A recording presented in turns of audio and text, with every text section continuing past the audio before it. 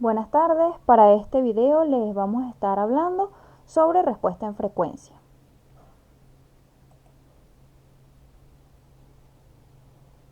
Este será el índice general de contenidos que visualizaremos para este video. Cabe la pena resaltar que estamos tomando el libro de Ogata en su capítulo 7 como referencia. Para dar inicio al análisis de respuesta en frecuencia, partimos de la base histórica y conceptual desarrollada por pioneros del control como Nyquist, Bode y Nichols en la década de 1940. Consideremos una planta o sistema lineal e invariante en el tiempo, LTI, cuya función de transferencia es GDS, excitado por una señal sinusoidal pura de función de amplitud X y de frecuencia angular W. La respuesta total del sistema Y de t consta de dos partes, una componente transitoria y una componente en estado estacionario. Como nuestra planta Mm, es estable, sus polos están en el semiplano izquierdo. El transitorio desaparece cuando el tiempo tiende a infinito, o sea, cuando t tiende a infinito. Por el principio de superposición y linealidad, el sistema responderá en el régimen permanente con otra onda sinusoidal exactamente a la misma frecuencia W.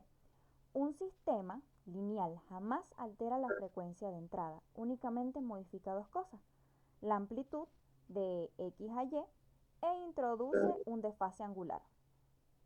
Por ejemplo, ¿qué pasa si el sistema no es lineal? Si el sistema fuese no lineal, se generarían armónicos de frecuencias múltiples, 2, 2W, 3W, y no se cumpliría el principio de superposición.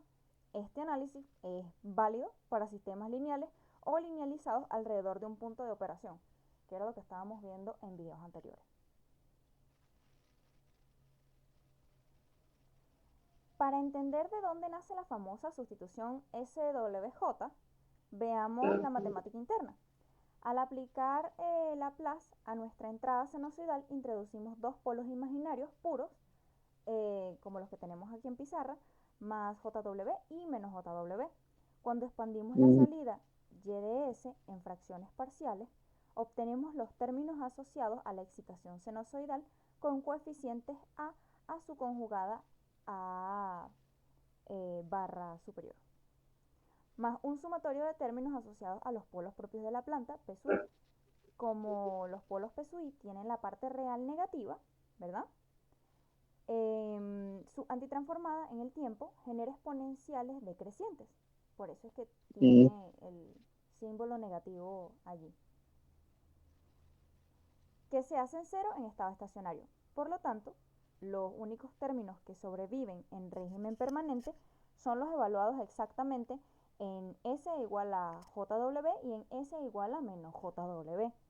Al evaluar el residuo A, podemos ver que la función de transferencia de la planta queda evaluada directamente como G de JW. De aquí nace esa sustitución. Coloca el láser, niño, para que se vea dónde está ubicado. ¿Cómo? El láser de la diapositiva.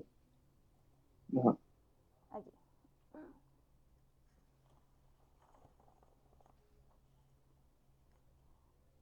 El mapeo en el plano complejo.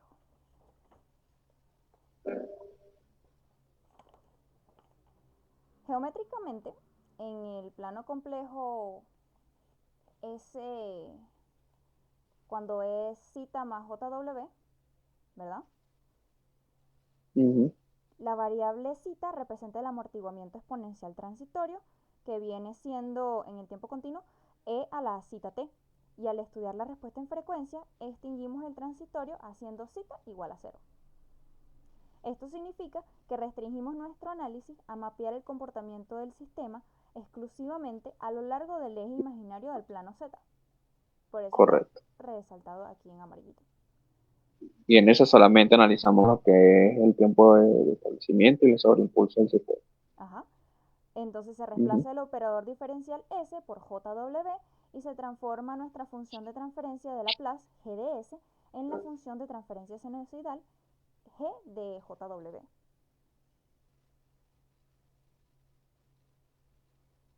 Para cualquier frecuencia W específica que nosotros fijemos en un experimento de G de JW es simplemente un número complejo. Por lo tanto, ¿verdad? Podemos representarlo como un fasor o vector en el plano complejo con una magnitud y con un ángulo. De su forma polar extraemos las dos leyes que definen el comportamiento del sistema. Primero, ¿verdad? Tenemos el módulo de GJW que nos da la razón de amplitudes X, Y sobre X, es decir, cuánto amplifica o atenúa la planta la señal de entrada.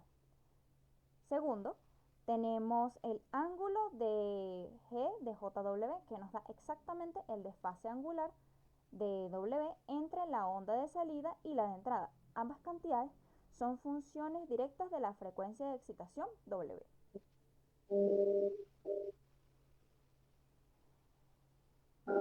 Sustituyendo las relaciones fasoriales en la ecuación temporal, demostramos que la salida en estado estacionario de cualquier planta lineal se calcula directamente con esta ecuación maestra que tenemos aquí. Multiplicamos la entrada X por la magnitud GJW y sumamos el argumento del ángulo de GJW, ¿verdad? Multiplicamos. En la práctica de ingeniería no se calcula esto punto por punto a mano para una sola frecuencia, sino que se evalúa el componente del sistema para todo el espectro de frecuencias que va desde 0 hasta infinito. Para ello se representa la magnitud de GJW y el ángulo de GJW gráficamente. Si se separa la magnitud logarítmica y de fase contra J, se obtienen los diagramas de Bode. Si se traza el vector G de JW en el plano complejo polar, se obtiene el diagrama de Nyquist. Con esto queda establecido el fundamento matemático de la respuesta en frecuencia. Ahora sí podemos pasar al punto 2, que es diagramas de Bode y sus factores básicos.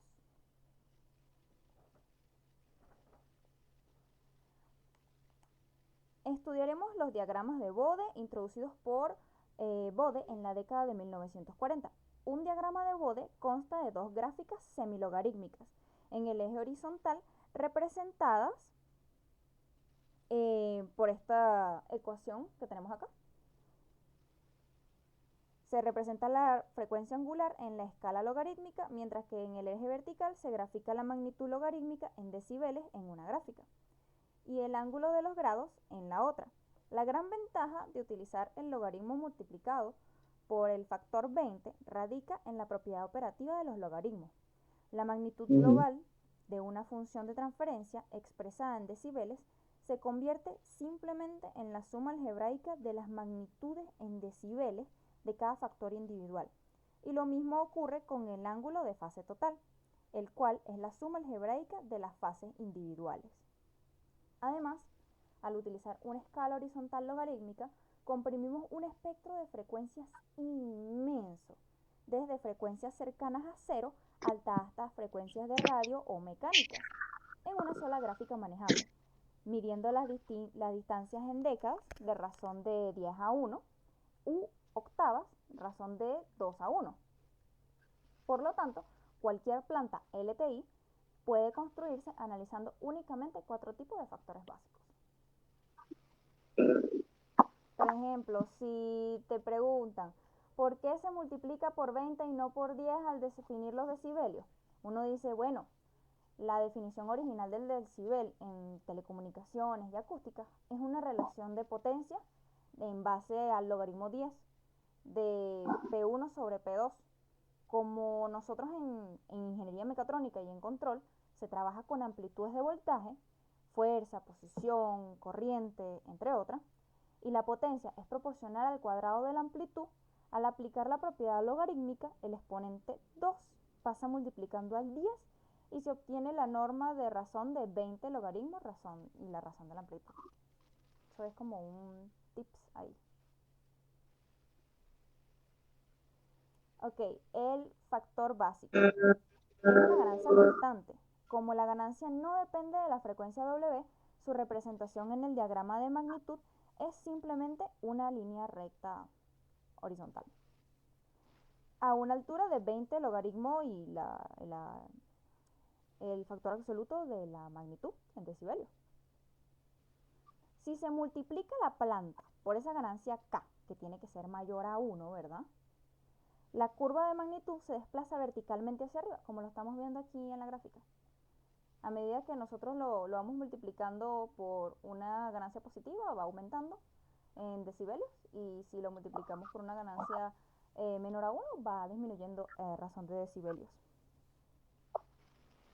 El valor logarítmico es negativo y la curva se desplaza hacia abajo. En cuanto a la fase, si la ganancia es positiva, el desfase es exactamente 0 grados para toda la frecuencia. Si fuera una ganancia negativa o inversora, se introduce un desfase constante de menos 180 grados.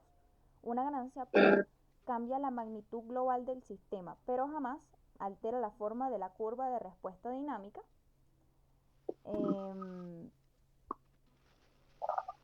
Y sus pendientes, pues. Por ejemplo,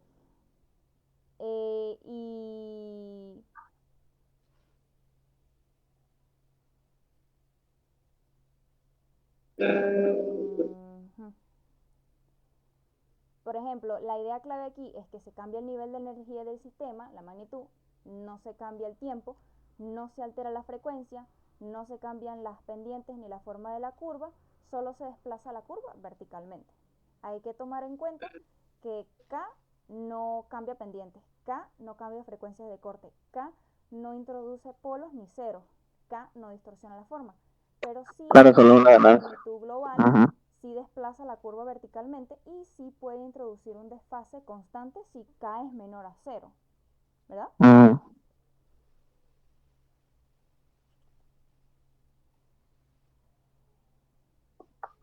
El segundo factor básico correspondiente a los polos o ceros en el origen representa el operador JW más o menos a la n, ¿verdad? Claro que son los valores del imaginario. Analicemos un integrador. Ajá. Dígame. No, no. Analicemos un integrador puro de 1 sobre JW. Su magnitud logarítmica está restringida por la ecuación que estamos viendo en pantalla, que es menos 20 logaritmo de JW, y eso está en decibelios. Geométricamente, ¿verdad? Esta ecuación representa una recta con pendiente negativa de menos 20 decibelios por década, lo que equivale exactamente a 6 decibelios por octava. Una característica fundamental que debemos recordar para dibujar diagramas rápidamente es que esta recta siempre cruza el eje horizontal en 0 decibelios. Respecto al ángulo de fase, exactamente la frecuencia unitaria igual a W igual a 1 radián. Y respecto al ángulo de fase, la unidad imaginaria en el denominador equivale al fasor J, lo que aporta un desfase constante de menos 90 grados. En todo el espectro de frecuencia, si tuviéramos un 0 en el origen, JW, que sería un derivador, la pendiente sería más 20 decibelios por década cruzando por 1 radián sobre segundo, y su fase sería de 90 grados constantes. Si se eleva una potencia a la n, las pendientes se multiplican por n, ya sea más o menos 20 n decibelios por década, y las fases se escalan por n más o menos, en donde se multiplicaría el n por 90 grados. Recuerden que como es un video, todo lo que ustedes quieran volver a ver o tomar apuntes, siempre pueden hacer una pausa en el video para ver las tablas, los consejos, las ideas que están alrededor en la diapositiva.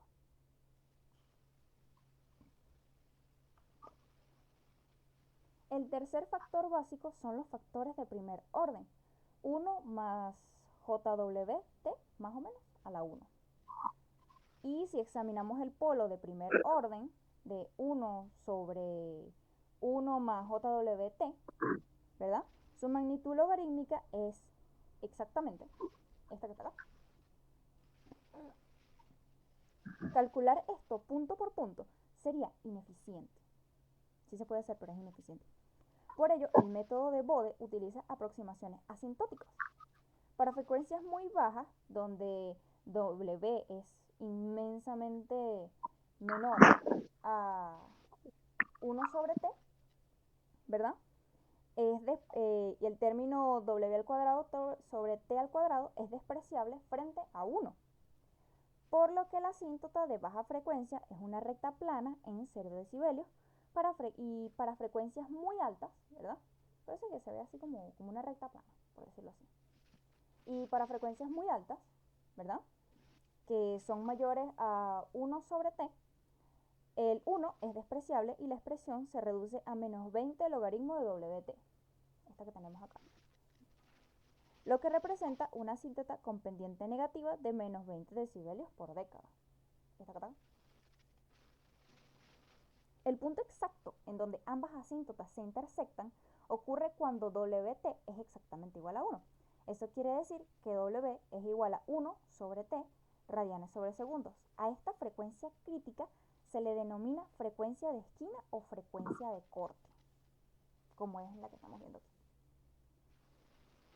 El máximo error entre nuestro trazado asintótico y la curva real ocurre precisamente en la frecuencia de esquina, donde la curva real cae menos 3 decibelios por debajo de la esquina, una octava arriba y una octava debajo del corte, en donde w es igual a 2 sobre t y w puede ser igual a 1 sobre 2t.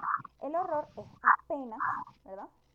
Es muy pequeño, es apenas de 1 decibelio, de menos 1 decibelio. La curva de fase gobernada por menos la arcotangente de wt, el sistema se inicia en 0 grados. A baja frecuencia pasa exactamente por menos 45 grados en la frecuencia de esquina, w igual a 1 sobre t, y tiende asintóticamente hacia menos 90 grados a muy altas frecuencias. Si evaluamos un 0 en el numerador de esta ecuación que tenemos acá, ¿verdad? Todo se invierte verticalmente. La pendiente cambia a más 20 decibelios por década, ¿verdad? Y el error en la esquina es de más 3 decibelios y la fase asciende de 0 grados a 90 grados, pasando por 45.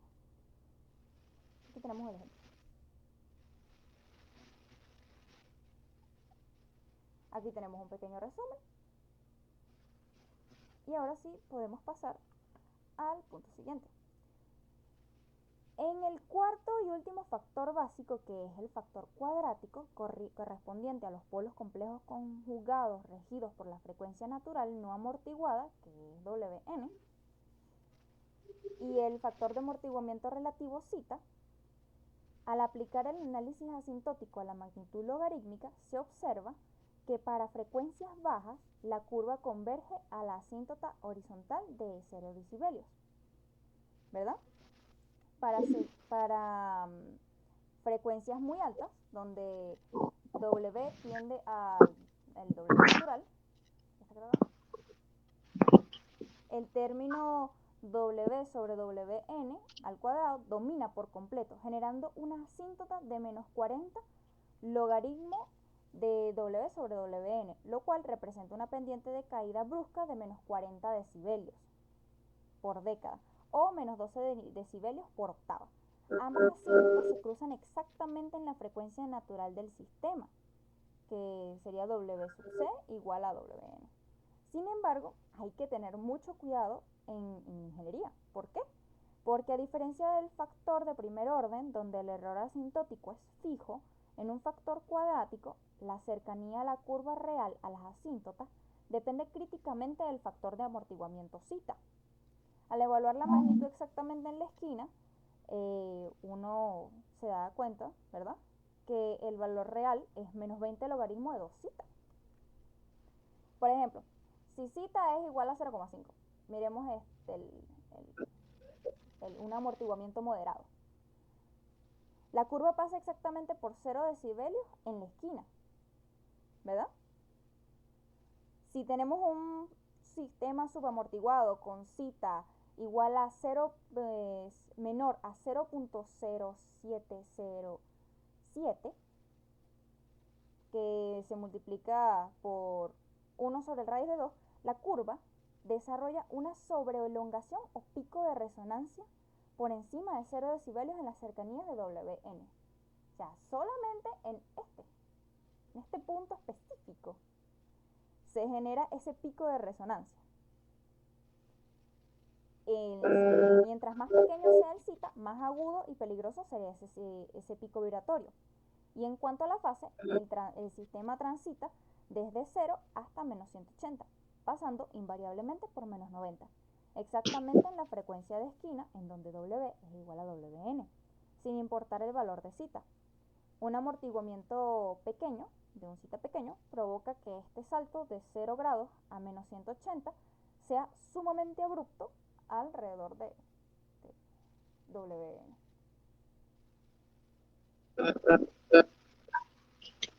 Entonces ya sabemos que a baja frecuencia, en serios decibelios, tenemos una asíntota horizontal, que la esquina ocurre en WN, que a altas frecuencias tienen una pendiente de menos 40 decibelios por década, que la magnitud de WN es igual a esta fórmula que está acá, y que si nosotros tenemos este zeta, existe un pico de resonancia, y que la fase va a ir dependiendo de zeta y de WN. Puede pasar por 0, menos 90, menos 180, pero eso va a depender de zeta y de WN.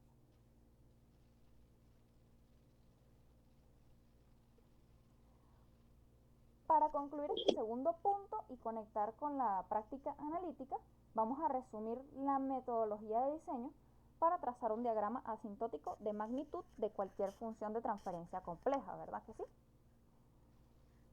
Primero, es obligatorio normalizar algebraicamente todos los factores de la función de transferencia a la forma que ya nosotros hemos estudiado, que es 1 más JW de t, extrayendo las constantes para aislar la verdadera ganancia estática de Bode, que es K. Por segundo, identificamos y ordenamos cronológicamente en el eje horizontal todas las frecuencias de esquina del sistema. Aquí, esquina del sistema, de menor a mayor. Tercero, se traza la asíntota de baja frecuencia a la izquierda de la primera esquina, cuya altura y pendiente inicial dependen únicamente de la ganancia K y del número de polos o ceros del origen, JW elevado a la más o menos n. Finalmente, se avanza a una frecuencia de izquierda a derecha sobre el eje de frecuencia cada vez que cruzamos una frecuencia de esquina. Se suma algebraicamente la nueva pendiente al trazo anterior, que sería más 20 decibelios por década por cada cero y menos 20 decibelios por década por cada polo simple, o también menos 40 decibelios por década si es un polo cuadrático. La curva Son dos polos. ¿Cómo? Dale, sí. La curva real será una curva suave que se aproxima estrechamente al esqueleto asintótico.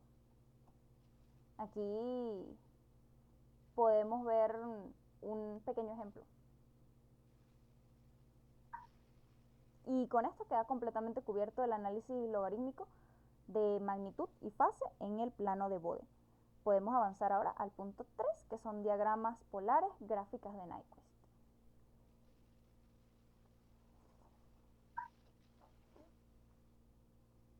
Los diagramas polares constituyen la base geométrica para el criterio de estabilidad de Nyquist, ¿verdad?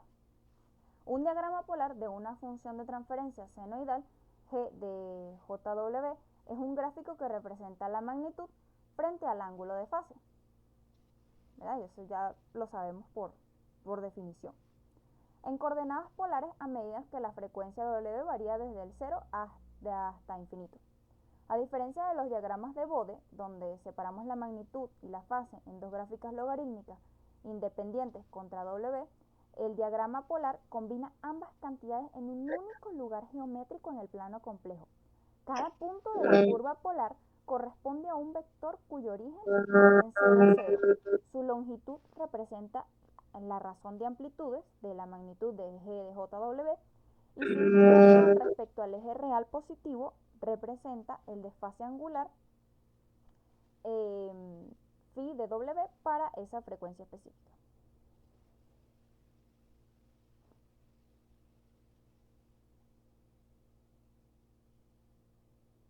Para trazar un diagrama polar, vamos por el punto 3.2.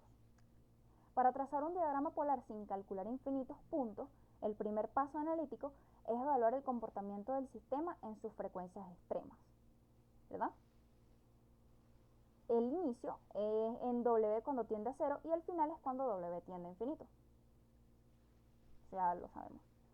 El punto de inicio, W cuando tiende a 0, está gobernado exclusivamente por el tipo del sistema n, es decir, el número de integradores puros en el origen. Si la planta es de tipo 0, cuando n es igual a 0, ¿verdad? El módulo inicia en un valor real finito k y con un ángulo de 0 grados sobre el semieje real positivo. Y si es de tipo 1, por ejemplo, la magnitud en baja frecuencia tiende a infinito. El módulo de g tiende a infinito. La curva nace asintóticamente desde el ángulo menos 90 grados. Si es de tipo 2, como el que tenemos acá, cuando n es igual a 2, el módulo también tiende a infinito, pero la curva inicial asintóticamente es desde menos 180. Por otro lado, ¿verdad? El punto de llegada, W igual a finito, hacia el origen, ¿verdad? Que sería en 0, 0, depende del grado relativo del sistema, es decir, el exceso de polos sobre ceros, cuando Q, ¿verdad?, es igual a los polos totales menos los ceros totales. Como en todo sistema físico realizable hay más polos que ceros, la magnitud siempre tiende a 0, entrando al origen con una inclinación exactamente igual a menos Q por 90 grados. Porfa. Bueno, Igual a menos Q por 90 grados. Por ejemplo, un sistema sin ceros de tercer orden, donde Q es igual a 3, terminará entrando al origen tangente al ángulo de menos 270 o a los 90 grados positivos, como por aquí tenemos un ejemplo.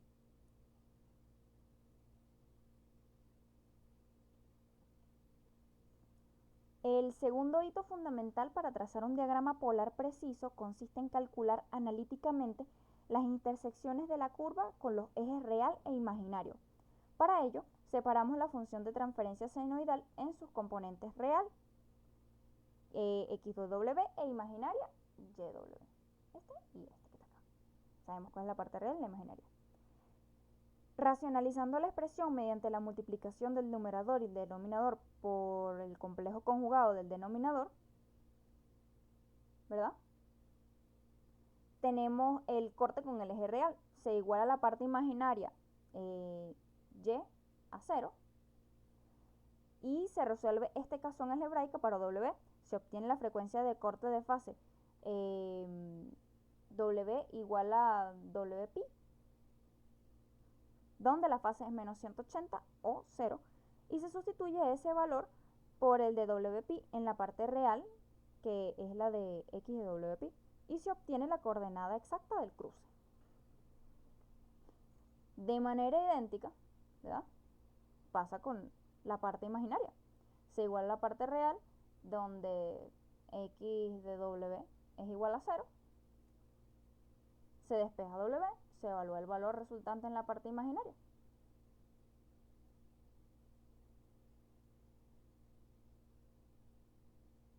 Se evalúa la parte. Y aquí tenemos un ejemplo ilustrativo. Corte con el eje real, corte con el eje imaginario.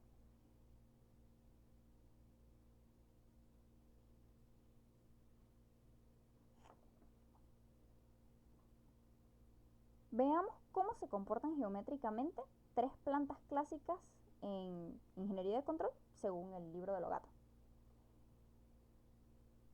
Así se ve la ecuación, ¿verdad?, de los diagramas polares en una función de transferencia, donde K es la ganancia, T sub I es la constante del tiempo, que equivale a los ceros, T sub I también equivale a los polos, M es el grado del numerador y N es el grado del denominador. Primero, un polo real simple de tipo 0. Vamos con el de tipo 0. Su ecuación ¿verdad? Es 1 sobre 1 más JW de t, que genera en el plano polar exactamente una semicircunferencia en el cuarto cuadrante. Esta que está acá. Empieza en más 1 con un ángulo de 0 grados y alcanza su desfase de menos 45 grados en el punto medio de la semicircunferencia cuando W es igual a 1 sobre t y llega al origen con menos 90 grados.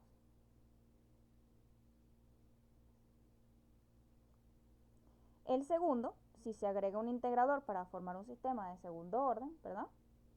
Sería el de tipo 1, en donde la ecuación sería 1 sobre JW multiplicado por 1 más JW por t. Y el integrador aporta menos 90 grados adicionales. La curva nace en el infinito con menos 90, como lo estamos viendo acá, corriendo asintóticamente a la recta vertical en RE igual a menos t. Y entra al origen tangencialmente al eje real negativo en menos 180. Noten que este sistema de segundo orden jamás cruza el eje real negativo para frecuencias infinitas. Nunca se cruza con el eje real negativo. Muy importante ese detalle. Aquí tenemos un sistema tipo 2 que tendría esta forma de acá. Corta varias veces con el... Claro, no, y esto tiene, disculpa que te haga aquí, tiene sentido que no cruce porque es de tipo 1, pues. Justamente es lo que pasa cuando tienes un sistema de tipo 1, pues. Perdón, se me salió la grosería, me asustaste, chamo. Ah, perdón. Ajá, sí. Claro, por ejemplo, este cruza varias veces con el eje real. Y pues si se preguntan, ¿cómo sería un sistema de tercer orden pero de tipo 1? Con dos polos reales. Bueno, encima de la fórmula queda esta parte acá, nada más, que está acá. Y por debajo queda la multiplicación de JW por 1 más JW de T1 más 1 por JW de T2. Queda todo esto aquí. La acumulación del desfase supera los menos 180 grados.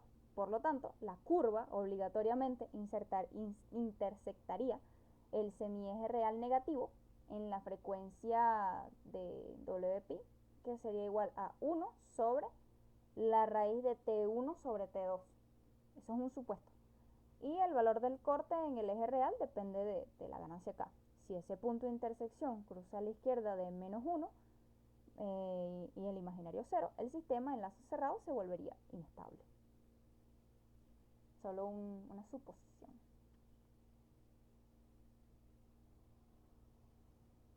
Para finalizar este tercer punto, vamos a resumir todo lo que hemos visto, ¿verdad?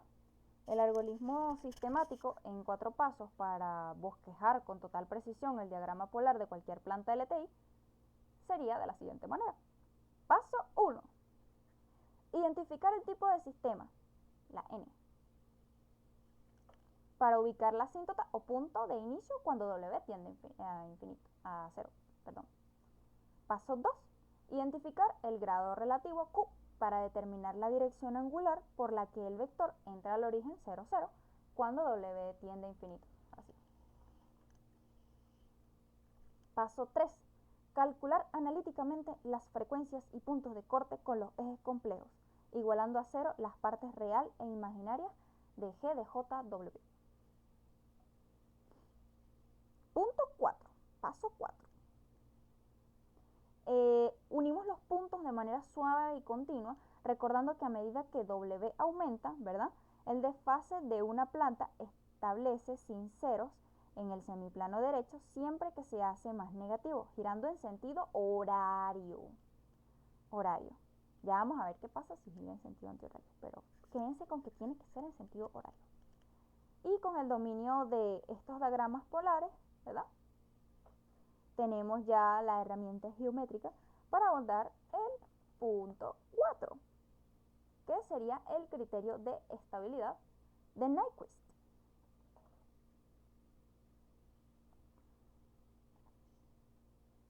Henry Nyquist en 1932 formuló este criterio de estabilidad, que nos permite determinar la estabilidad de un sistema en lazo cerrado, investigando exclusivamente su respuesta en frecuencia a lazo abierto.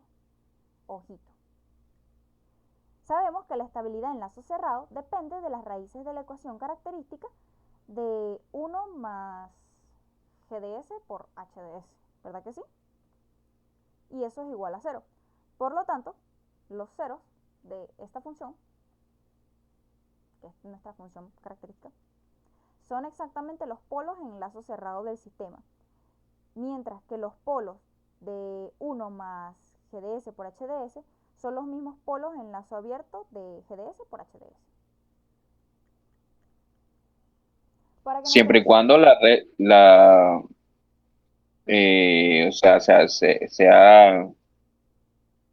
no, olvídalo. Dale, continúa. Para que nuestro sistema... Lo que pasa es que se me vino una idea, pero se te fue también. Sí, dale. Para que nuestro sistema en lazo cerrado sea absolutamente estable, la ecuación de 1 más GDS por HDS igual a 0 no debe poseer ningún cero en el semiplano derecho del plano S. Para verificar esto sin necesidad de factorizar polinomios complejos, se aplica el teorema del mapeo de Cauchy de la variable compleja.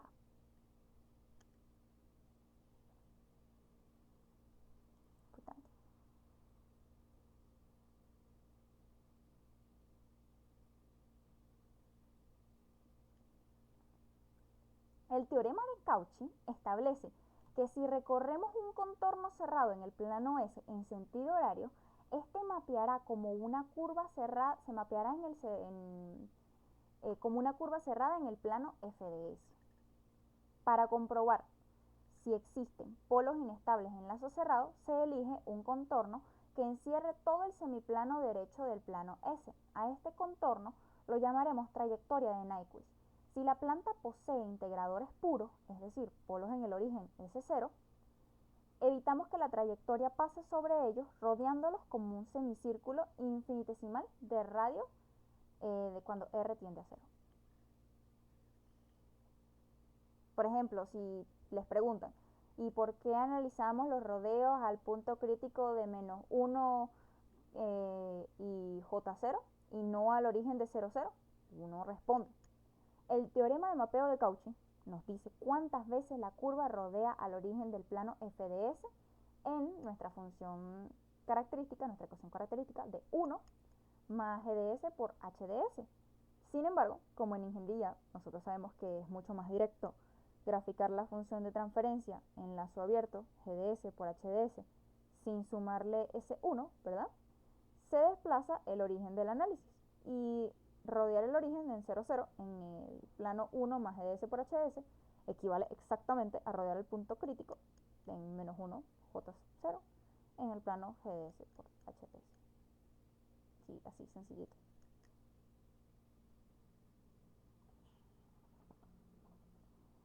Al mapear la trayectoria de Nyquist a través de nuestra función en lazo abierto GDS por HDS, obtenemos el diagrama polar que estudiamos en el punto 3. La relación que se gobierna que la estabilidad está dada por la directriz que ya habíamos visto anteriormente, donde la variable z representa el número de ceros en el semiplano derecho, que corresponden exactamente a los polos inestables en el lazo cerrado, para que nuestro sistema funcione sin destruirse ni oscilar indefinidamente, y que la condición obligatoria es que z sea igual a 0.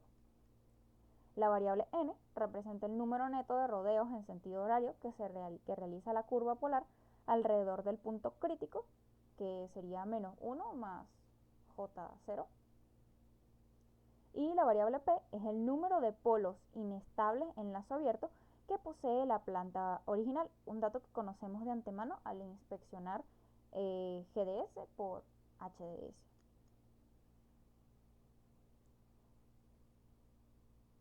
En la práctica de diseño nos enfrentamos a dos escenarios concretos que debemos interpretar correctamente en nuestra gráfica. ¿Verdad que sí?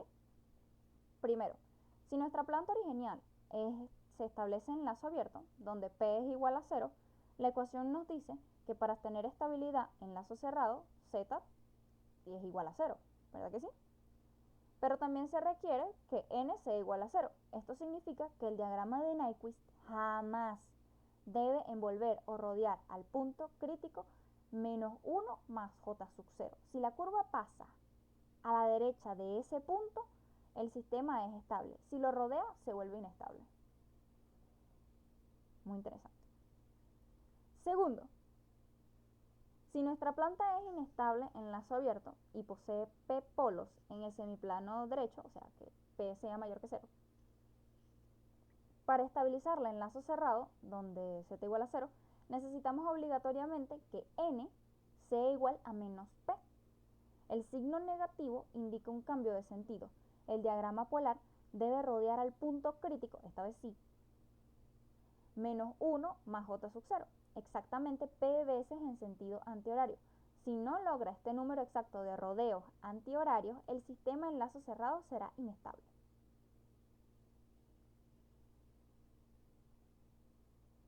Para cerrar este cuarto punto, podemos concluir que el criterio de Nyquist nos brinda una prueba absoluta cualitativa de estabilidad sin calcular las raíces algebraicas, fundamentándose únicamente en el número de rodeos de n alrededor de menos 1 más j sub 0. Sin embargo, a nosotros los ingenieros, futuros ingenieros, no solo nos basta con saber si el sistema es estable o inestable de manera absoluta. Nos interesa saber qué tan lejos estamos del peligro de la inestabilidad, ¿verdad que sí? Geométricamente, esa seguridad está dada por la distancia entre la curva de Nyquist y el punto crítico menos 1 más j sub 0. Esa cercanía o margen de seguridad es lo que nos abre la puerta a nuestro punto 5, que es el análisis de estabilidad relativa, donde cuantificaremos esta distancia utilizando el margen de fase y el margen de ganancia.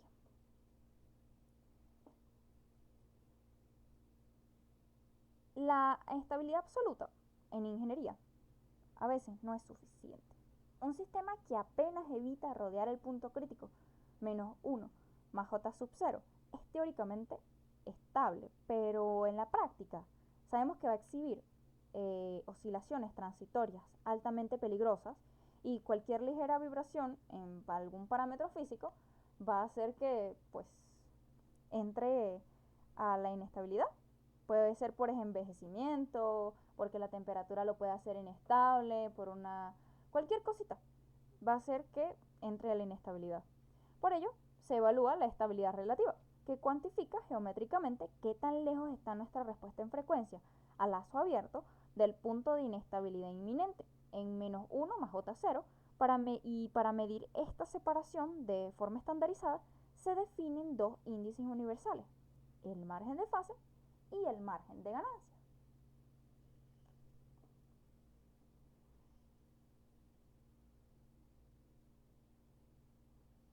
Esta vez vamos a ponerlos todos en una sola lámina para que podamos apreciar mejor la diferencia de uno con respecto al otro.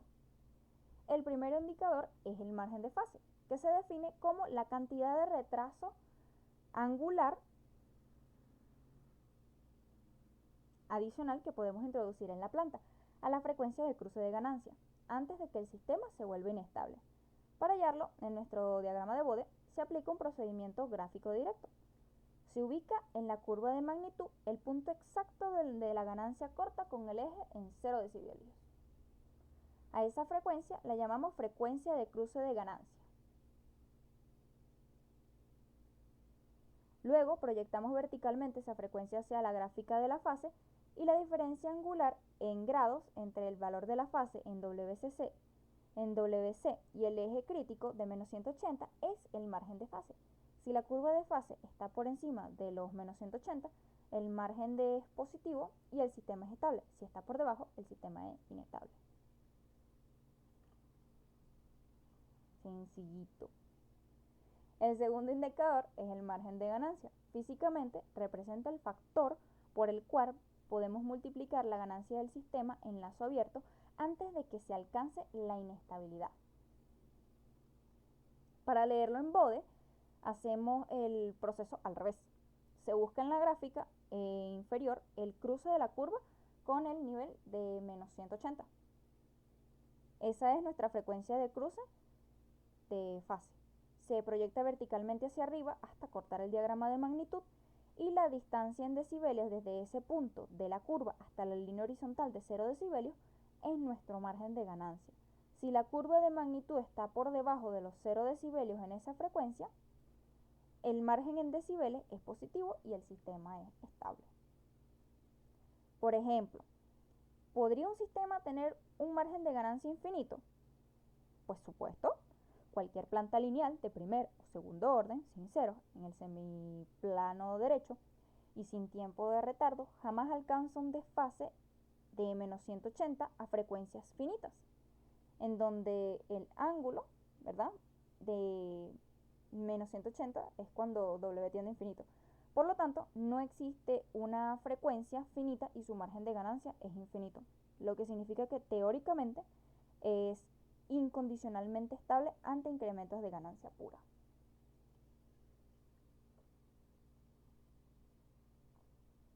Para sistemas estables de fase mínima, sin ceros ni polos en el semiplano derecho, podemos establecer un criterio infalible observando el orden en el que ocurren los cruces en el eje horizontal de frecuencia.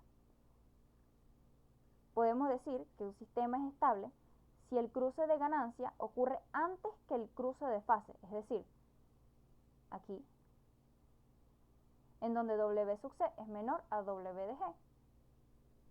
Esto garantiza simultáneamente un margen de fase positivo y un margen de ganancia positivo en decibelios. Es críticamente estable, oscilatoriamente, pues es un oscilatorio puro, cuando ambas frecuencias coinciden, cuando W sub C y W de G son exactamente iguales. El resultado son márgenes nulos.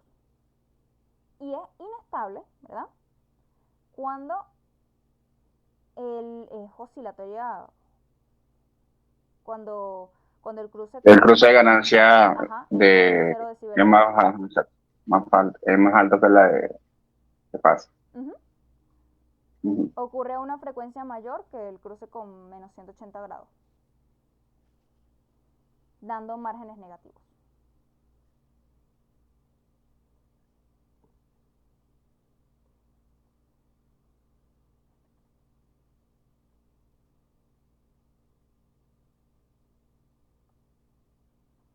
Y bueno, para finalizar este punto, conectamos la frecuencia con el dominio del tiempo. ¿Qué margen tenemos que buscar para diseñar? Según el OGATA, existe una fuerte correlación empírica y analítica entre el margen de fase y el factor de amortiguamiento relativo, zeta. En sistemas de segundo orden, un margen de fase inferior a 30 grados generará respuestas en el tiempo excesivamente subamortiguadas, con sobreimpulsos perjudiciales superiores al 40%. Por otro lado, un margen de fase mayor a 60 grados volverá al sistema bastante lento, obvio, y excesivamente amortiguado. Por lo tanto, en el diseño habitual en ingeniería de control, se exige que nuestra planta compense sus parámetros para garantizar siempre un margen de fase de entre 30 y 60 grados, acompañado de un margen de ganancia mínimo de 6 decibelios, lo que equivale a soportar al menos duplicar la ganancia antes de oscilar. Con esto se garantiza un margen de seguridad robusto contra incertidumbres físicas del sistema, que es lo que uno generalmente en control hace, que es como el margen de seguridad que uno llama, ¿no?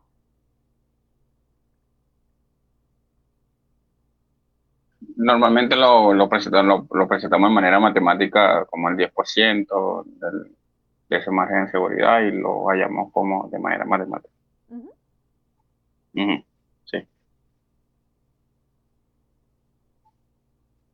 Para predecir con exactitud cómo se comportará nuestra planta al cerrar el lazo ante entradas de referencia, tenemos que analizar la función de transferencia en lazo cerrado, T de JW.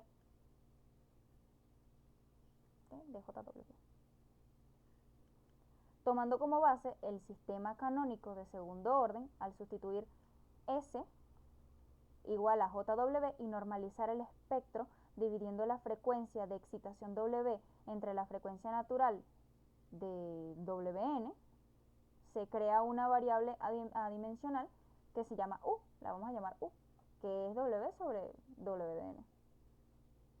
Se obtiene la ecuación exacta de magnitud y fase a partir de la curva de magnitud contra la frecuencia. Se definen tres especificaciones de desempeño fundamentalmente en el diseño de control, que es el pico de resonancia, la frecuencia de resonancia y el ancho de banda. El pico de resonancia, la frecuencia de resonancia y el ancho de banda.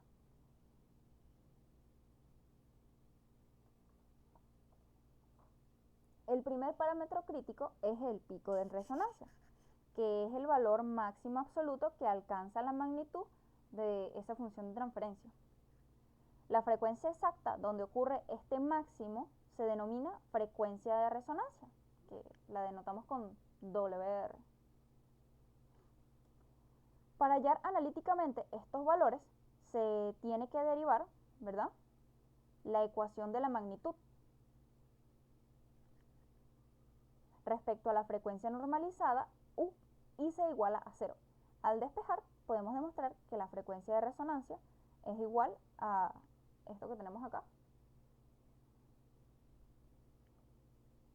y que la magnitud máxima es inversamente proporcional al amortiguamiento mediante la siguiente relación.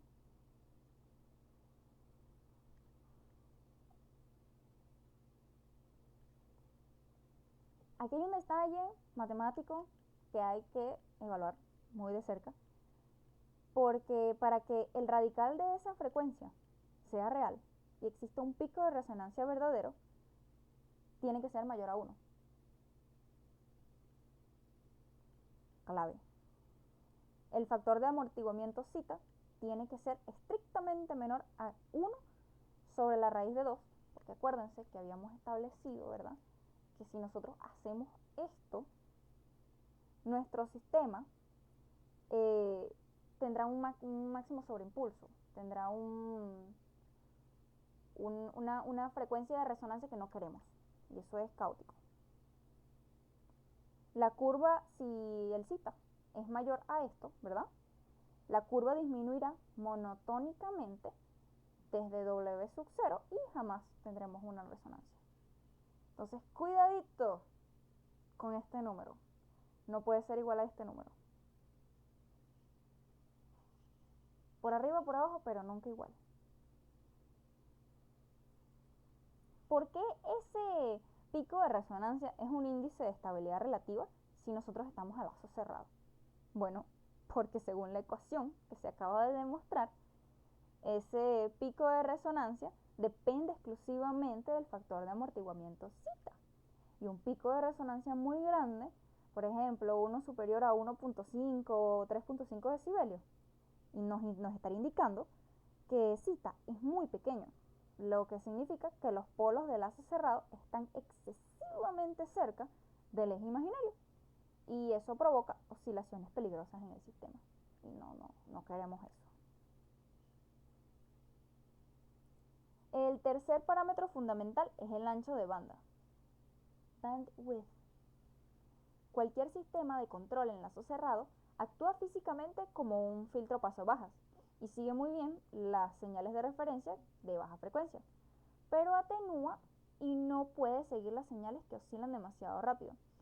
Se define el ancho de banda como el rango de frecuencias comprendido entre 0 y la frecuencia de corte, donde la magnitud de esa función de transferencia, ¿verdad?, cae a 1 sobre la raíz de 2, es decir, el 0,07 o esos menos 3 decibelios, por debajo de su valor en baja frecuencia.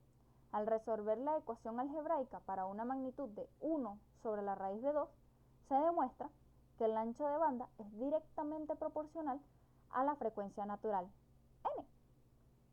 Para el rango típico de diseño en ingeniería, zeta tiene que estar entre 0.4 y 0.7, que es aproximadamente igual a W.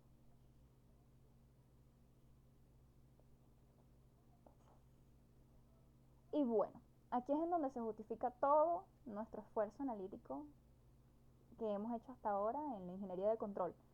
¿Por qué se mide ese pico de resonancia y ese ancho de banda en el espectro en lugar de mirar solo el osciloscopio en el tiempo, porque en los sistemas lineales existe una correlación matemática estricta entre la respuesta en frecuencia en lazo cerrado y la respuesta transitoria en el tiempo, ¿verdad? Primero vamos a hablar del pico de resonancia, que gobierna directamente el máximo sobreimpulso. De la respuesta al escalón, si limitamos ese m sub r en frecuencia, se garantiza que el brazo, robot, motor no golpeará mecánicamente por sobreelongación en el tiempo. Es lógico, ¿no? No queremos que se rompa nada.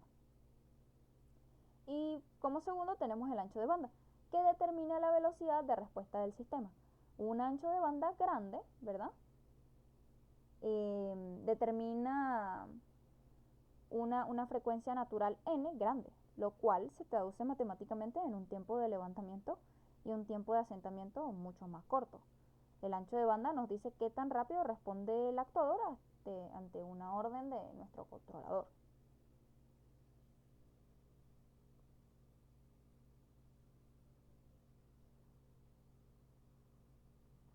Para concluir este sexto punto, hay que entender el compromiso de la ingeniería al diseñar el lazo cerrado. En la práctica, por lo menos nosotros en ingeniería mecatrónica, ajustamos los parámetros del controlador para que el sistema tenga un pico de resonancia entre 1.0 y 1.4, o sea, entre 0 decibelios y 3 decibelios, garantizando un factor de amortiguamiento robusto que evite sobreimpulsos superiores al 25%, ¿verdad? Por otro lado, nosotros deseamos que el ancho de banda sea lo más ancho posible para que el sistema responda rápidamente y siga con precisión las entradas de referencia complejas y rápidas. También, si nosotros hacemos que el ancho de banda sea excesivamente grande, el sistema dejará pasar todo el ruido de alta frecuencia proveniendo de los sensores. Y eso obviamente nos va a saturar los actuadores y va a calentar los motores de manera innecesaria. Por eso es que nosotros, ¿verdad?, tenemos que hacer un diseño óptimo y fijar el ancho de banda para que sea lo suficiente. Bueno, disculpa que te interrumpa, y no necesariamente eso también, sino que también le estás metiendo a lo mejor cualquier ruido, cualquier cosa al sistema que no es deseado. Sí, y por eso el diseño tiene que ser lo suficientemente óptimo para fijar el ancho de banda y que sea lo suficientemente ancho para cumplir con el tiempo de establecimiento requerido, pero cortando antes de las frecuencias donde predomina el ruido del sistema. Y bueno, con esto queda explicado la respuesta en frecuencia en lazo cerrado. Y podemos pasar al punto número 7, que es determinación experimental de funciones de transferencia. ¿Verdad que sí? Bueno, para concluir nuestro estudio de respuesta en frecuencia, hay que abordar el problema inverso al diseño, la determinación experimental de la función de transferencia de una planta cuyo modelo matemático analítico desconocemos. ¿Verdad que sí? En el laboratorio, nosotros generalmente sometemos la planta lineal a una señal sinusoidal de entrada con una amplitud constante X y la variamos sistemáticamente a la frecuencia W, cubriendo todo el espectro de interés, ¿verdad que sí? En cada frecuencia fijada, nosotros medimos el estado estacionario, la amplitud de salida y el desfase angular respecto a la entrada.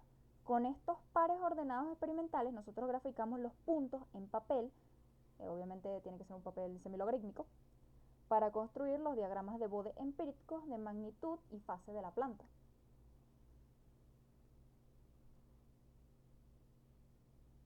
Ya nosotros sabemos que una vez graficados los datos de magnitud en decibelios, trazamos líneas rectas, asintóticas y continuas, ¿verdad?, que se ajusten a la curva experimental, admitiendo únicamente pendientes que sean múltiplos enteros de más o menos 20 decibelios por década.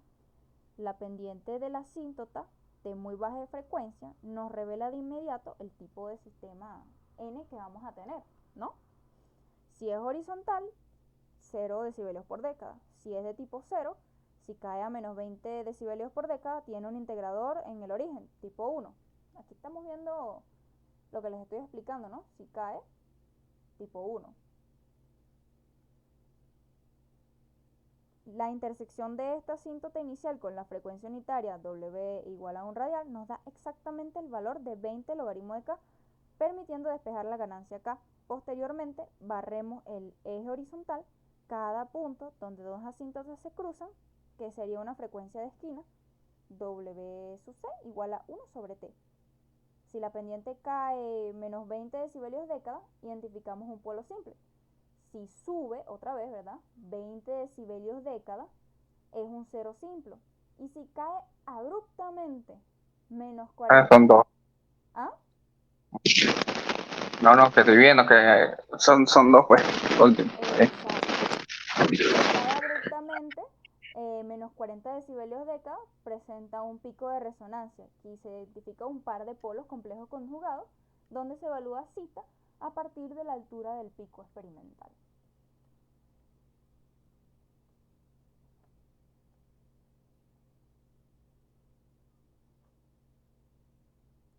Aquí, ¿verdad?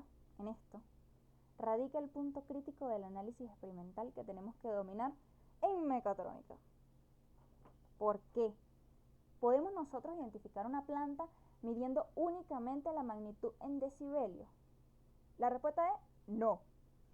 Porque, a ver, según el OGATA, nosotros tenemos que clasificar los sistemas en dos categorías. Sistemas de fase mínima, ¿verdad? Que es cuando las raíces, lo que son los polos y los ceros, están en el semiplano izquierdo del plano S, y los sistemas de fase no mínima, que es cuando poseen al menos un cero o un polo en el semiplano derecho. Vamos a observar esta demostración que está aquí en la diapositiva. Y si comparamos un cero normal en 1 más JWT contra un cero en el semiplano derecho de 1 menos JWT, al elevar al cuadrado las partes real e imaginarias para calcular el módulo, el signo negativo nosotros vemos que desaparece, ¿verdad? Ambos sistemas producen exactamente la misma curva de magnitud que en Bode, ¿verdad? Pero cuando evalúes las pendientes de fase angular, el cero en el semiplano izquierdo aporta un adelanto de fase de más 90, mientras que el cero en el semiplano derecho aporta un retraso de fase de menos 90. Por lo tanto, ¿verdad? Un sistema de fase no mínima sufre una caída de fase total drásticamente mayor a la de un sistema de fase mínima para exactamente la misma curva de ganancia. Y bueno, en el laboratorio eso es fundamental, inspeccionar la curva de fase para verificar si los signos algebraicos de los ceros y los polos están identificados, ¿no? Por ejemplo, si te preguntan, ¿por qué le llaman fase mínima si en realidad la curva de fase es negativa? Pues se responde que porque para una curva de magnitud dada, el sistema tiene todos sus ceros en el semiplano izquierdo, va a exhibir menor retraso de fase posible o el menor cambio absoluto de fase. Y cuando la frecuencia varía desde 0 hasta infinito, cualquier cero que pasamos al semiplano derecho mantendrá la misma ganancia, pero va a incrementar el desfase negativo en 180 grados adicionales. Y bueno, eso no lo queremos.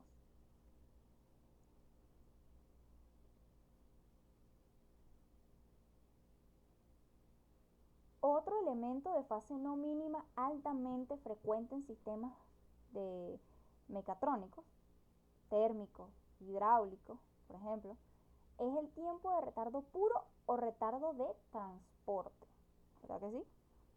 Representado por el operador exponencial, este que tenemos aquí, que es e a la menos ls. Cuando tú lo evalúes experimentalmente en frecuencia, donde S ya sabemos que es igual a JW, se observa que su magnitud es igualita a la unidad, o sea, 0 decibelios, en todo el rango de frecuencia. Es decir, el retardo puro jamás altera la curva de magnitud del sistema. No obstante, introduce un desfase angular estrictamente lineal a la frecuencia angular, regido por la ecuación, esta que está acá. En escala logarítmica de Bode, este desfase no tiende a un ángulo finito como a los polos ordinarios de menos 90 grados o menos 180 grados, sino que cae vertiginosamente hacia menos infinito.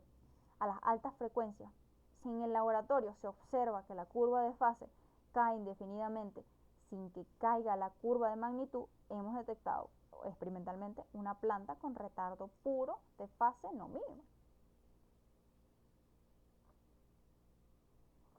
Y bueno, para finalizar este séptimo y último punto, podemos establecer ya el protocolo experimental en 4 pasos para identificar, ¿verdad?, cualquier función de transferencia en el laboratorio según el OGATA.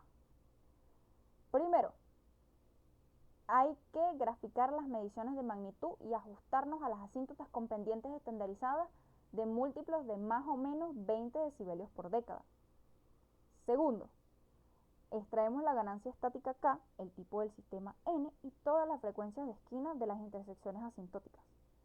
Tercero, verificamos la estabilidad de fase. Se compara la fase experimental medida contra la fase teórica mínima calculada. Si ellas coinciden, ¿verdad?, el sistema de fase mínima y todas las constantes del tiempo son positivas. Si hay desfases excesivos o caídas hacia menos infinito, se identifican elementos de fase no mínima, que serían las raíces en el semiplano derecho o con retardo puro. Y cuarto y último, ensamblamos algebraicamente nuestra función de transferencia GDS definitiva. Con esto queda completado todo el temario analítico de respuesta en frecuencia del libro de OGATA sin compensador para esta sesión de hoy. Muchísimas gracias. Recuerden que esto es extraído del libro de Ingeniería de Control Moderna del OGATA, quinta edición. Gracias por su atención.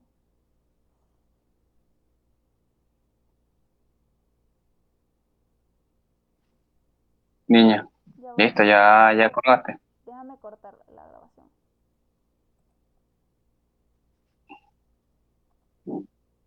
Ya va.